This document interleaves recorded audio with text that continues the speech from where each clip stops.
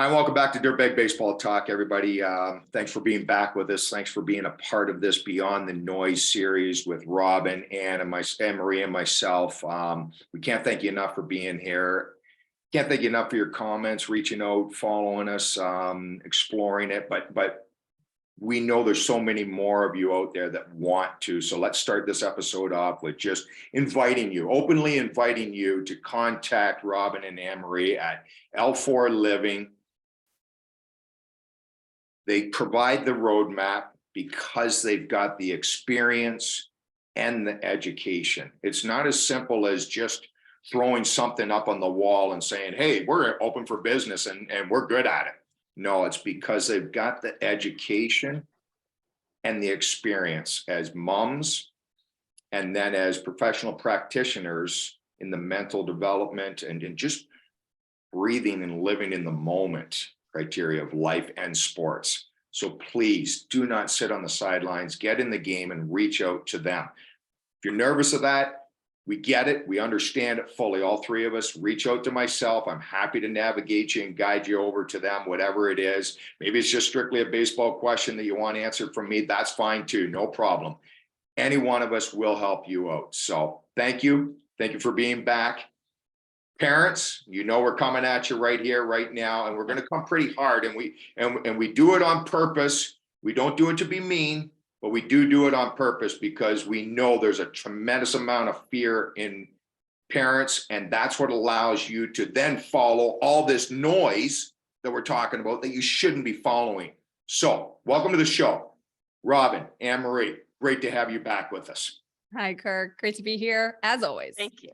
I know you're fired up. I know we were talking off air before we started, so I'm going to get out of the road and let you go to work, ladies, and just be brutally honest, please, because exactly right. We know we need it. So where do we want to start with this? What is something that stands out to you that you see parents uneducated about, unsure about, but hesitant to reach out to you, that you want to get them over that obstacle right out of the gate? Yeah, well, I think that the hesitation is what stops everyone, right? And so we all need a roadmap. We all need people to support us. Why don't you want that? Let's work together so that your life is easy and your child's life is easy. And I think a great place to start here is let's talk about the ways that parents can be beneficial to their kids in this process. And then we can go into the ways that parents are unbeneficial to their kids. And Annemarie, I'm going to let you start with this one. And because we both have a lot to say, but I think let's start with let's go positive, right? This is all positive, right? No matter how we deliver it to you, but let's start with the benefits of what you can do for your kid and for yourself in this space. Yeah, I think my first comment, and I'm talking about the young athlete as they age, is expose them to many sports. And sometimes as parents, we think, oh, they're going to be, a great softball player. Sign them up for softball. They can start, at 5, 6 years old, put them in different sports and just see what they gravitate to, where they just shine, where they're excited the night before. They have a game, they have a practice. But also pay attention to maybe the ones where they're maybe not as excited. Maybe they aren't shining as bright, but let them kind of be in that process of choosing, that path. And as they progress through different leagues is what brings them joy, what makes them happy, and supporting that as a parent, and kind of maybe letting go that, well, my son's going to be a baseball player. Well, you know what? Maybe your son's going to be that kick-ass football player or that lacrosse player. So leave room for them to grow into who they're going to be as an athlete. I think that's a fantastic point, because we tend to have our kids do what we did. And we were short-sighted, I think, is what you're saying at the end of the day, Annemarie, and stuff like that, because we do that, because that's our comfort zone, our love, our passion.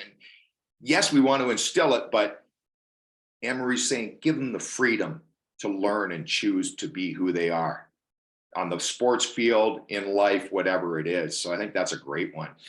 What else, ladies? Keep bringing. Let's go ahead, Robin. No, go ahead. You go hammer away, Annemarie. I'll hammer next.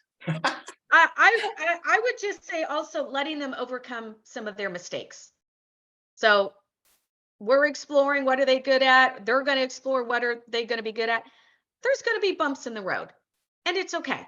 And if they don't, make that catch out in third field, if they aren't, the one to, run the ball down the field, it's also okay. It's also part of the process. We need to almost learn how to fail or learn to miss the catch. Or, we're not going to win every game. Of course, everybody goes out to win. We all want to win. But there's also beauty and lessons in if we lose the game or we don't make that catch. Because then we learn, okay, what can I do better the next time? It's funny you say that.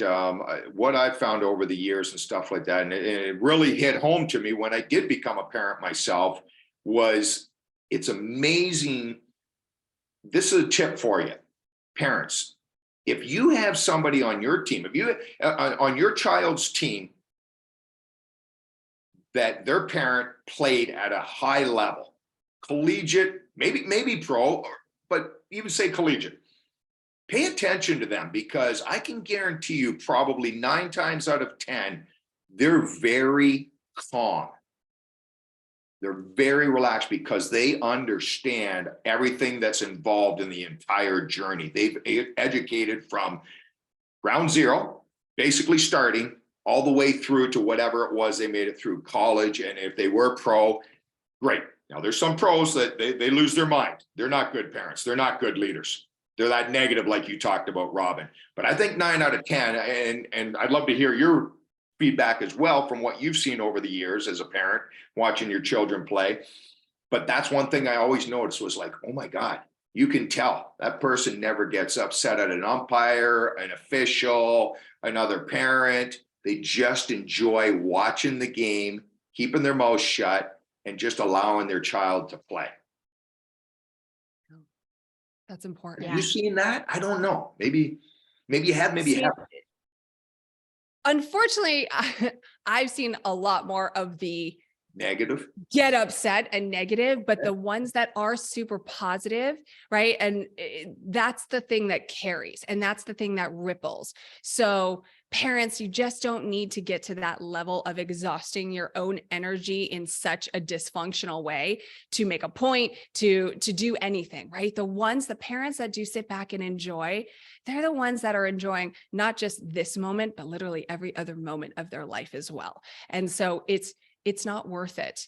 It's not worth it to go there. And then what are you representing to your kids too, that if you go to that negative place? So yeah, Kirk, like, it's unfortunate that we're seeing a lot of the negative right now, but the positive ones in my mind will outweigh that. Like that will come back to normalcy, I believe, and I hope. Yeah. And what would you kind of suggest? For me, one thing that stood out to me in being involved in sports so long and stuff like that, and coaching and parenting as well, because when my kids were playing, I didn't want to coach them when they were young. I wanted nothing. I didn't want people to even know what I did. I just wanted them to be able to have their experience and journey, what you ladies are talking about. And again, that was because of experience. I didn't want that on them. But I would watch, and there was really good parents that, unfortunately, it's sad, but they had to separate themselves. They would go down the sidelines or behind the glass at a hockey game that we were involved in and stuff like that. And it was sad to see them have to separate from the other parent group. But I knew the reason why. Because like you said, there was lots of positive in that group, but there was a lot of negative, and it's so overwhelmingly negative that it's just kind of like, oh my God, please be quiet, like stop. But we're afraid to say that, aren't we? We're paralyzed. I hate to say it like that, but we're paralyzed. We know it's wrong, but we can't go over to that person and say, Annemarie, you got to chill out. Like, just please stop, or you got to leave, take a breather. I've seen wives in the grandstands calm the husbands or tell the husbands, honey, you need to leave. Yeah. Because either the yelling is getting intense or they're yelling at their kid and it's getting intense. And as a parent, I feel that pressure. But I would tell myself I'm going as a parent to have fun. So going to basketball games with my daughter, It's for fun. I'm a spectator. Going to gymnastic meets for my son. And I remember driving to Stanford for a meet, for my son. He's 11 years old and we're driving to Stanford. I feel the pressure. I'm going, oh my God, we're going to Stanford. And I'm like, it's a 2-hour drive. And literally I go, Mom, he's 11 years old. Calm down. But I felt the pressure for him. He was clueless. To him, it's just another gym meet. But to me, that's like the pinnacle. Stanford, when you're 11 years old, holy crap. So yeah, I had to check myself. We pulled up and I'm like, bye, honey. Have fun. Yeah. I took a couple deep breaths in the car. I'm like, calm down, Mom, calm down. Yeah. But that energy, that enthusiasm also too will carry in such a great way to them too, right? Even though we have to reel it in, so we're not creating the pressure. It's also like showing them that you're having fun will carry through them having fun their whole life in this, if they choose to make it a career or not, right? Like when the parent is enthusiastic and makes it a playful experience, the whole experience becomes that, their life becomes playful and fun. And so I think that even though, we have to reel it in so it doesn't become pressure filled for them, it's still, when they see that kind of attitude and energy being exuded from the people that support them the most, that drives them too, even though it's probably pretty embarrassing for them, but still, Oh yeah, the look on my son's face is, what is wrong with Mom? For sure. I own it. And important for you, dirtbags, to pay attention to what Annemarie's doing right now. She's taking ownership of it. And I think that's a big problem why we can't get out of our own way, is we look at it as a weakness. It is a weakness only because you're not acknowledging it. You're not taking ownership of it. And that's so important. And I think those are some of the things I want to talk about right now, and I want to get clarity on it. What kinds of noise are we talking about? So let's start with the people, not the events, because events were second, what you just talked about. So the people, co-workers, maybe they've had kids to go through it and oh my God, my kid went to Stanford last year, Annemarie, it's the greatest thing in the world. And then they got a scholarship and and now all of a sudden you're going, oh my God, this could happen. Oh my God, oh my God. And now it's like, you forget to keep the fun in it. And it's like, holy geez, Bob and Ann's a daughter or son just went there last year, and 3 years later, they got a scholarship. Okay, Billy, you got to do this. And Sarah, you got to get that done. And you're slamming dashboards and you're screaming and yelling. Yeah, it's competitive. I'll tell you, by 8 years old, it's already competitive of who's going to college, who's getting a scholarship. Again, sitting in all those basketball gyms all those years, everybody knew where they were going and how they were going to get there. And it was all by scholarship. Yeah. So there you go. Co-workers could be one. Partners in life could be one. It's crazy. Instead of just looking at each other and remembering the feeling and the sensation that went through each other's eyes and bodies the day that your child was born. That's what I always tell people. Remember that day. And that'll make the chaos disappear. Or it should. Because that's what I did personally. I had to step back and remember the day that they were born. Because I had my trials and tribulations with the boys as well. For sure. My youngest, I'll give a quick one just so you understand. I'm right there with you, dirtbags. The day that he said he wasn't going to go to college to play baseball. Well, I went to college and I played baseball. So again, I'm living proof of it. And we were coming home from a tournament out of Pittsburgh. I knew the coach because he was coaching against us when I played in Pennsylvania. And we had gone there for travel ball for a few years. And I got a great relationship with him. My son, Braden, had a great relationship with Coach Messer. And he was like, yep, I'll take you any day. You're ready to go right now. You don't even need junior college. You're good to go. And so we talked about it. And he said, if I was to go anywhere, I would go to Slippery Rock, where university was, where he was, Division II. And I said, okay, that's cool. What are you thinking? And he says, but I haven't got a clue what I want to do educational wise. Hardest day of my life with him. Not the hardest, but it seemed like right at the moment. Also the greatest day of my life. And I had to self-check myself, and I took a breath and I said, then buddy, I don't want you to go, but it doesn't matter what I want. It matters what you want. but I don't care anymore because you hit the nail on the head. You cannot go to university just for the sport, in this case, baseball. You have to have an education. And I said, if you're not ready yet, you're not ready yet.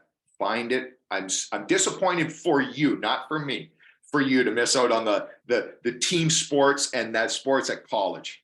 But there you go, dirtbags. I've lived it. So when I'm speaking about it, I'm telling you the truth. And I know you ladies have as well. And so that's one example. What else comes to you? What else stands out to you that maybe parents on your own team could sometimes bring noise to you, right? So much noise. So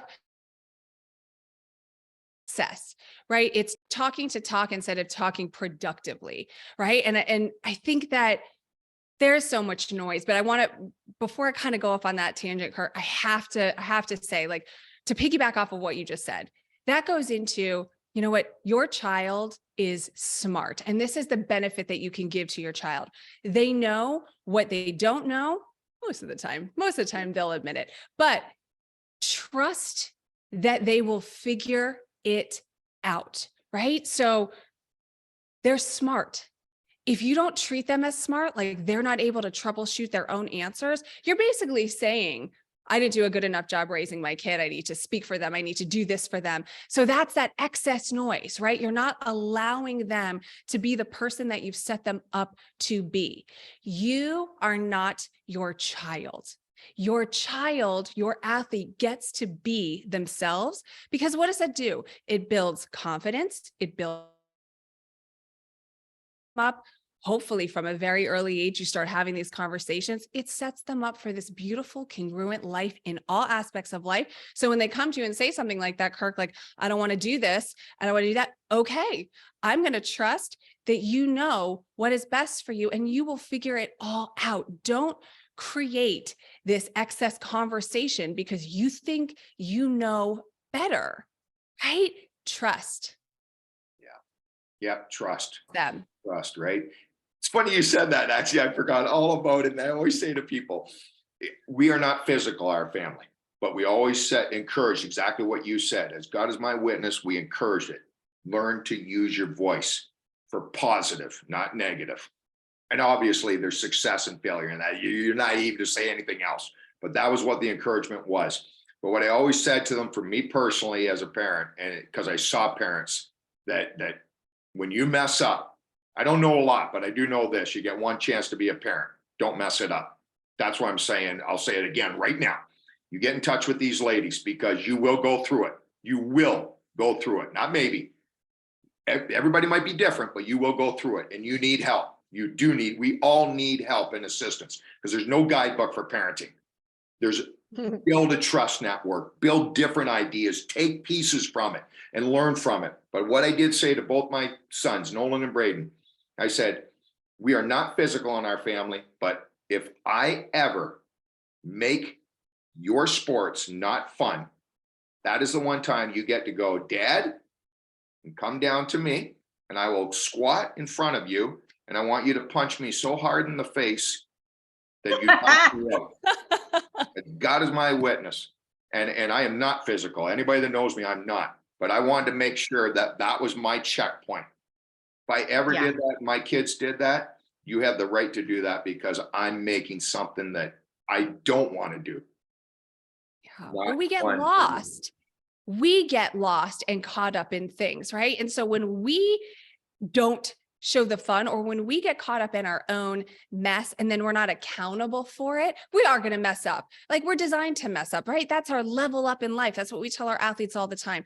Your mess up is your level up. It's your blueprint to figuring out what's going to work for you and work against you. So mess up, keep messing up. And parents, mess up in the right way. Take accountability for what you didn't say, what you did say wrong. The lessons that you can teach them in that alone sets them up for a beautiful, resilient life. But we all get to have support in this. And so that's why we're going to take all those mess ups. We're going to give you this blueprint and teach you how to steer them in the right direction, because we don't want to be void of that, right? We are humans too. And how do our children learn? They learn through us by seeing us take accountability and responsibility for our actions.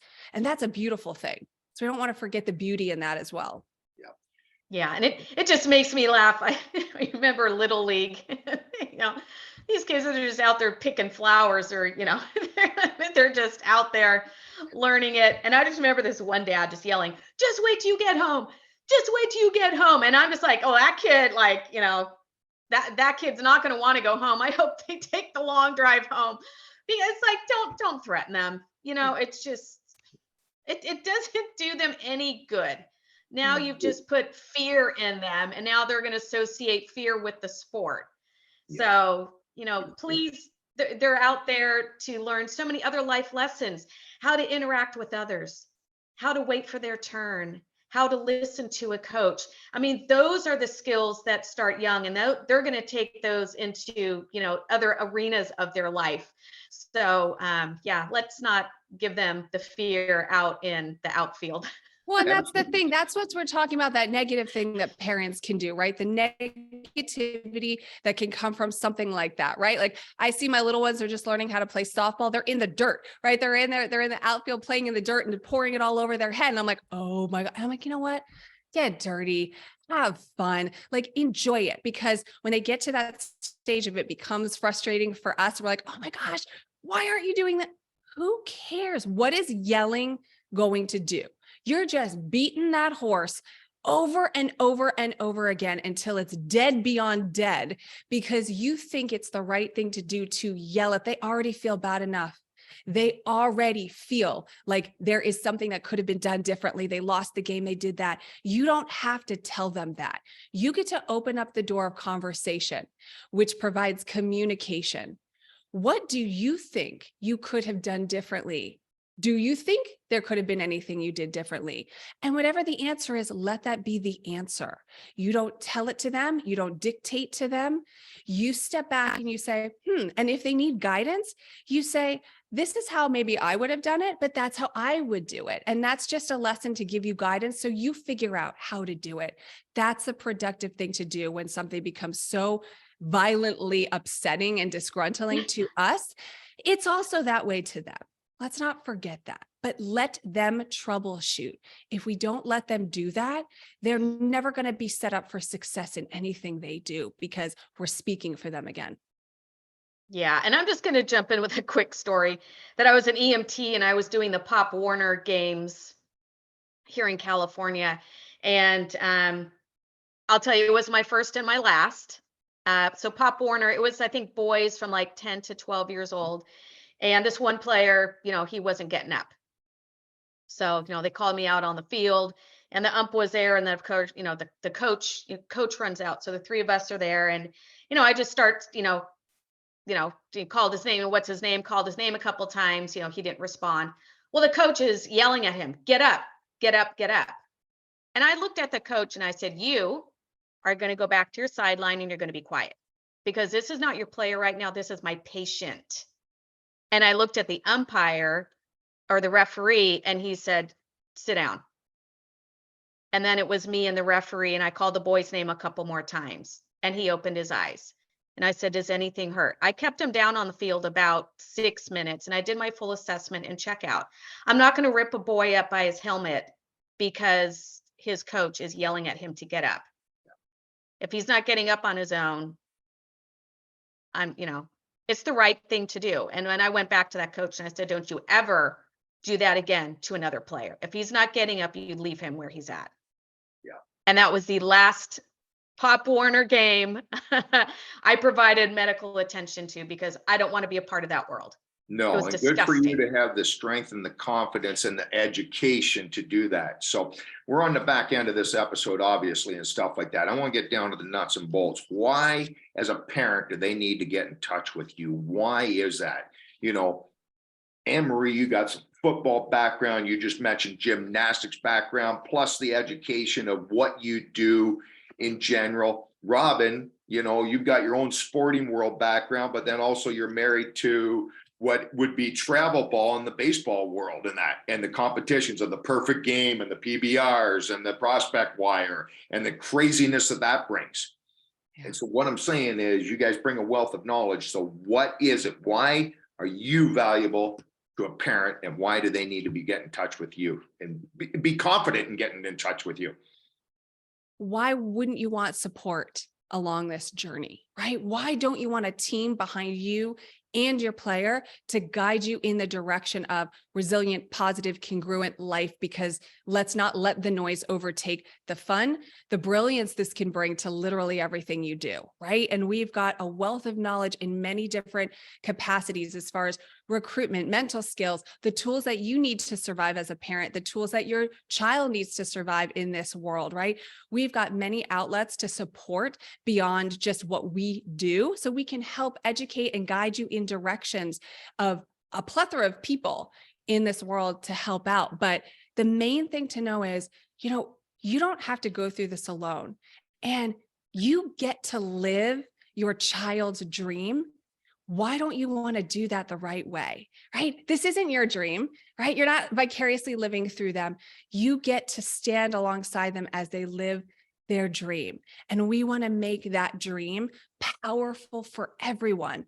We're going to help you find the win in everything, especially in the loss, especially in the failure. That's what's going to set you up. That's what's going to set your child up to bring the best part of them to everything that they do. So reach out to us. We're going to help you with awareness, perspective, how to bring this all together, guidance, how to let go of your own control so that your child can control themselves, their energy, their being, right? We're a full encompassed mental and energy skills team that brings the whole component together, not just this one facet, right? This is a lifelong process, and we get to do it together. Yeah, I would just say a lot of what we've talked on kind of comes all back to one thing. Why is there so much pressure? So why is the family feeling they're under pressure? Why are the parents pressuring the athlete? Now the athlete feels this pressure. So there's this energy and this something about this pressure. So again, we're really good at taking a look at things from the outside looking in, that we can look in and say, oh, okay, this is, the players, this is the moms, this is whatever. But then how do we bring this all into cohesion? So everyone is in one great, supportive, loving environment. So yeah, we've been there. My kids are now almost 30 years old. So I've been in many sports and sporting arenas. So, I can help navigate that as a parent, but also as a team of, the mental skills and helping families and athletes get to where they want to go. Where's Yeah, the and this is also, sorry, Kirk. Oh, no, Sorry, go we're so ahead. fired up this episode. Absolutely good. That's the thing that's great about this is we're going to help you and support you in building these skill sets that carry beyond, right? Communication within your family, communication among siblings, communication amongst athlete to coach, right? How to build leadership for yourself and for your child. There's so many components to the parent aspect that I think goes untouched and unnoticed. And we work on that, like Annemarie said, in cohesion to make a life beautiful, not just a sport beautiful. And there's so many lessons in the sport that set us up for such an awesome life. And if we can work in the child's passion, I love this game. I want to do this game. I want to live, eat, and breathe it. We can pull and pluck all these lessons out of that because we're speaking their language, and we can use that across the lines in the school, right? Higher up in their careers. We can pluck all the goodness out of their passion, and we can create skill sets around it and be able to teach them in their way of listening, in their way of understanding. And what's the website? www.l4livin.com. There you have it, dirtbags. Parents, please do not sit on the sidelines. I know we said it last week with the athletes, but you are the driving force. You really are.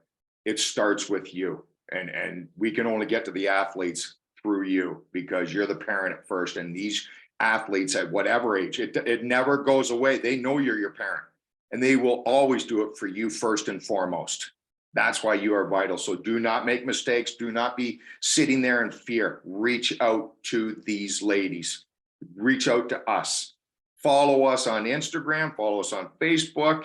You know, for the ladies, L4 map, mental agility, skills and program and roadmap providers. Most importantly, trust. What could be better than that? People willing to build trust with you. With you. That's the key. With you, that ultimately is for you, your child in this case. If you don't want that, then we can't do anything else.